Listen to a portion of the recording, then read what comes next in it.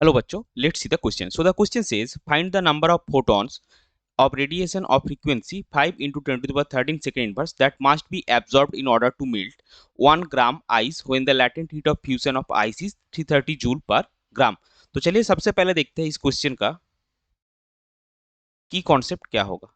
अभी देखिए क्वेश्चन में एक टर्म इन्वॉल्व है, वो है फोटॉन्स, और फोटॉन्स जो है वो हमको प्लैंक्स क्वांटम थ्योरी से मिलता है। फोटॉन्स का जो आइडिया या कॉन्सेप्ट है, सो इस क्वेश्चन का की कॉन्सेप्ट होगा प्लैंक्स क्वांटम थ्योरी। अभी देखिए हमको क्या है, फोटॉन्स का एनर्जी पता है, हमको नंबर ऑफ फोटॉन्स निकालना है। सो ये एनर्जी रिलेटेड कैलकुलेशन है। So according to Planck's quantum theory, energy of photons is given bye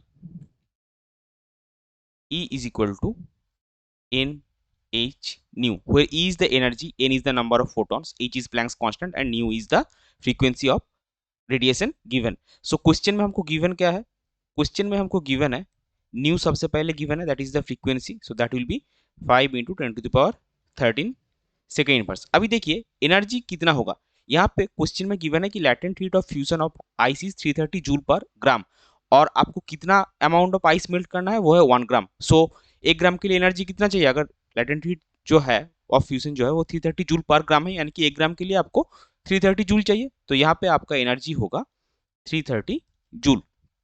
as क्या है, एज है आपका Planck's constant, that will be 6.626 into 10 to the power minus 34 joule second, और N जो है वो अननोन है, वो हमको निकालना होगा। सो ये जो फॉर्मूला है इसको हम एक बार हाईलाइट करेंगे, E is equal to N H nu.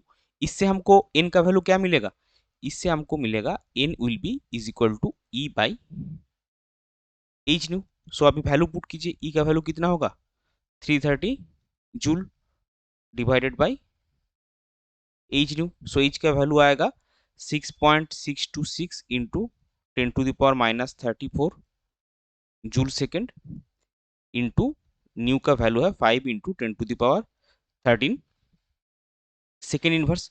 सो इसका वैल्यू आपको मिलेगा 10 टू द पावर 22। इसको हम हाईलाइट करेंगे और आपका फाइनल आंसर आएगा टोटल नंबर ऑफ फोटॉन्स जो कि है n is equal to 10 to the power 22। ये हो जाएगा आपका क्वेश्चन का final answer. I hope you understood it well. Best of luck, thank you.